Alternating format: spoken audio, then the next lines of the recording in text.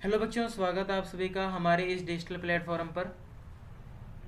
और आज हम बात करेंगे एमएस ऑफिस के बारे में। तो एमएस ऑफिस करने से पहले आपको ये पता होना चाहिए कि हमारा एमएस ऑफिस सॉफ्टवेयर का यूज़ क्या होता है और क्या काम आता है, कहाँ कहाँ काम आता है। तो इस चीज़ के बारे में पहले हम आपको बता दें। तो ध्यान रखना कि एमएस ऑफिस का यूज होता है अगर आप किसी भी प्रकार से किसी संस्था में या किसी ऑफिस से रिलेटेड अगर आप वर्क किसी भी ऑफिस से रिलेटेड अगर आप वर्क करते हो तो उसके अंदर आपको एमएस ऑफिस का यूज करना पड़ता है। एमएस ऑफिस में अलग अलग प्रकार के सॉफ्टवेयर होते हैं, जैसे MS Word, Excel, PowerPoint, Access, MS Outlook. ये अलग अलग प्रकार के सॉफ्टवेयर पाए जाते हैं एमएस ऑफिस के अंदर। एमएस ऑफिस जो होता है वो एक प्रकार का स्यूट सॉफ्टवेयर होता है जिसके अंदर अलग अलग प्रकार के सॉफ्टवेयर पाए जाते हैं।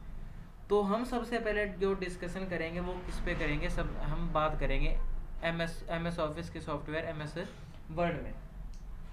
तो ध्यान रखना है एमएस जो वर्ड होता है उसका यूज होता है डॉक्यूमेंट बनाने के लिए होता है। अगर आप रिज्यूम तैयार करना चाहते हो तो एमएस वर्ड का यूज वहाँ भी किया जाता है। अगर आप किसी भी प्रकार से कोई भी एप्लीकेशन लिखना चाहते हो तो आप क्या करोगे, एमएस वर्ड का यूज करोगे। तो देखो एमएस वर्ड की स्क्रीन आपके सामने ओपन है इस वक्त। तो देखो एमएस वर्ड की स्क्रीन के अंदर देखो, यहाँ जहाँ हमारा माउस पॉइंटर जा रहा है उस जगह एक लिखा हुआ है डॉक्यूमेंट वन और माइक्रोसॉफ्ट वन और माइक्रोसॉफ्ट वर्ड। तो देखो ये होती है एमएस वर्ड की टाइटल बार होती है। और क्वेश्चन आपसे पूछा जा सकता है कि अगर आप फाइल का नाम किसी नाम से फाइल को सेव करते हो तो फाइल का नाम कहाँ शो होता है। तो ध्यान रखना कि वो कहाँ शो होगा, इसी टाइटल बार में होगा। और जहाँ अभी लिखा हुआ है डॉक्यूमेंट वन, क्योंकि जो एम एस वर्ड के अंदर की फाइल आप बनाते हो उसका जो बाई डिफॉल्ट नाम होता है वो क्या होता है, डॉक्यूमेंट वन होता है। उसके बाद में इसके left side quick access toolbar होती है जिसमें बाई डिफॉल्ट 3 कमांड ऐड रहती है, अनडू, रीडू और सेव की।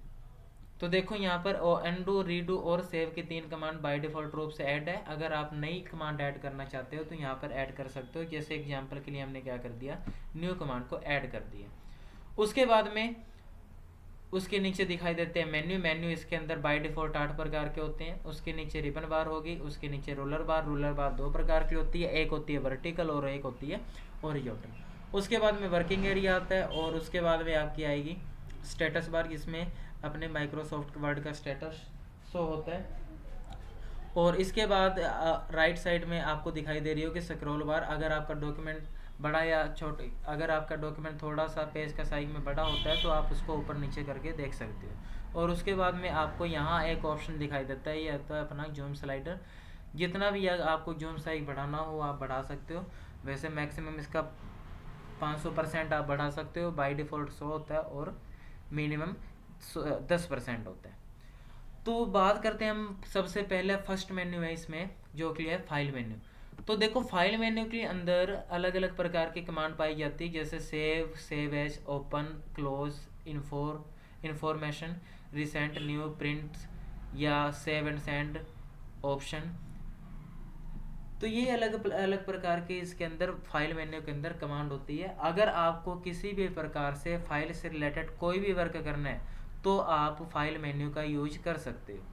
तो देखो इसके अंदर जब आप एम एस वर्ड में वर्क करोगे और फाइल मेन्यू का यूज करते हो तो फाइल मेन्यू पर क्लिक करने से इसमें बैक स्टैक व्यू ओपन होता है। क्वेश्चन आपसे पूछा जाएगा कि फाइल मेन्यू पर क्लिक करने से कौन सा व्यू ओपन होता है। तो ध्यान रखना है कि कौन सा व्यू ओपन होगा, बैक स्टैक व्यू ओपन होता है। तो देखो यहाँ पर अगर मान लो आप एम एस वर्ड के अंदर जैसे कोई फाइल बना रहे हो, जैसे हमने यहाँ पर कर दिया है, कोई फाइल बना रहे हैं तो ध्यान रखना इसके अंदर अगर आप डेटा लिखना चाहते हो तो अगर आप ऑटोमेटिक कोई डेटा लेकर आना चाहते हो तो इसके अंदर एक फॉर्मूला अप्लाई किया जाता है। जैसे इक्वल लगाना है सबसे पहले और उसके बाद में आपको लिखना है लोरेम, ब्रैकेट ऑन करना है और ब्रैकेट को बंद करना है। और अगर आप इसके बाद एंटर बटन प्रेस करते हो तो यहाँ पर आपके सामने एक छोटा सा डेटा लिखा हुआ शो आएगा। इसके बाद में अगर आप इस फाइल को सेव करना चाहते हो तो यहाँ से आप फाइल पर जाओगे। उसके बाद में यहाँ एक ऑप्शन दिखाई देता है सेव का।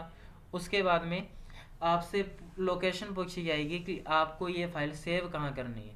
तो ध्यान रखना कि जिस भी स्थान पर आप फाइल को सेव करना चाहते हो उस स्थान पर आप फाइल को सेव कर सकते हो। जैसे हम यहाँ पर डेस्कटॉप ऑप्शन है, यहाँ पर फाइल को सेव करना चाहते हो, और उसके बाद में यहाँ पर एक ऑप्शन दिखाई दे रहा है फाइल नेम। अगर आप फाइल नेम बदलना चाहते हो तो यहाँ पर आप फाइल नेम बदल सकते हो। जैसे मैंने कर दिया MS ऑफिस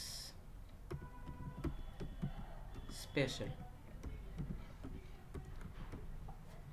आप फाइल के नाम में किसी भी स्पेशल सिंबल का यूज नहीं कर सकते, इस चीज़ का आपको ध्यान रखना है।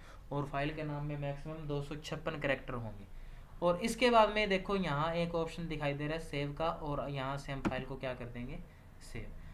अब देखो ये फाइल सेव होने के बाद जो हमारा टाइटल बार था वहाँ पर डॉक्यूमेंट 1 के स्थान पर क्या दिखा रहा है, MS ऑफिस स्पेशल। जिस भी नाम से हमने फाइल को सेव किया था वो हमारे को कहाँ शो कर रहा है, MS हमारे टाइटल बार में शो करेगा। तो इसके बाद देखो आगे बारी आती है, जो सेकंड नंबर ऑप्शन होता है इसमें वो किसका होता है, सेव एज का होता है। तो सेव एज का यूज होता है अगर आपने जो फाइल पहले से सेव की हुई है उसको अलग नाम या अलग लोकेशन पर सेव करना चाहते हो तो हम किसका यूज करेंगे, सेव एज का यूज करेंगे। तो जैसा कि हमारी फाइल पहले से किस नाम से सेव है, MS ऑफिस स्पेशल के नाम से सेव है, और इसका नाम या लोकेशन बदलना चाहते हैं तो सेव एज फीचर पर जाकर इसके बाद में आपको यहाँ नाम और लोकेशन दोनों की बदलने की अनुमति दी जाएगी। तो ध्यान रखना, अगर आप PDF के रूप में डॉक्यूमेंट को सेव करना चाहते हो तो आप किसका यूज करोगे, सेव एज ऑप्शन का यूज करोगे। तो जैसा कि पहले डेस्कटॉप में फाइल सेव है MS ऑफिस स्पेशल के नाम से, अगर अब इसका फॉर्मेट बदलकर पहले किस नाम से सेव थी, MS office special word document type से सेव थी, पर हम अब इसको फॉर्मेट बदलकर किस में करना चाहते हैं, PDF के फॉर्मेट में करना चाहते हैं।